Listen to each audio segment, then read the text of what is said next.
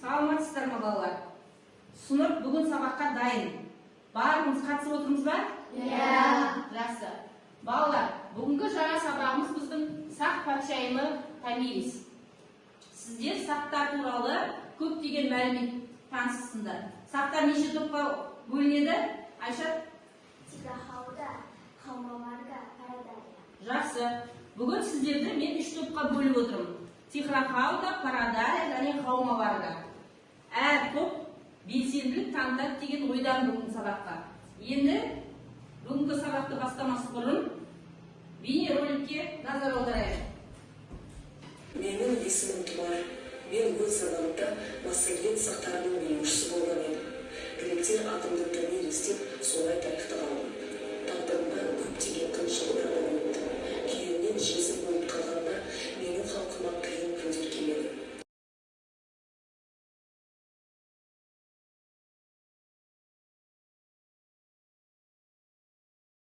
Жақсы балалар, бейнероликті тамашаладыңыздар, солай ма?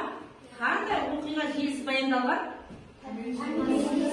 Сақ патшайымы Томирис. Жақсы.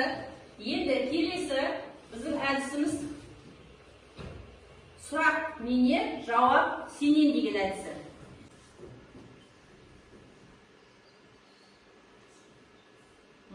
Кім түсті? Алихан. Алихан, келе ғой.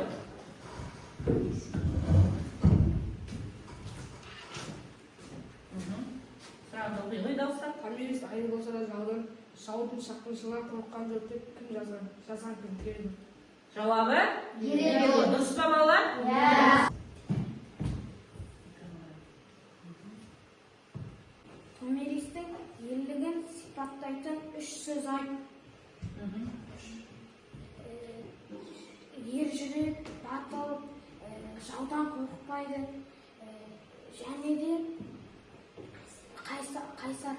Жақсы. Отыра ғой. Балалар. Фатима. Томиристің ұлы кім? Жауап бар ма? Жақсы, кім жауап береді балалар? Тағы. Бирнұр. Спартакис. Жақсы, өте керемет. Отыра ғой, Фатима.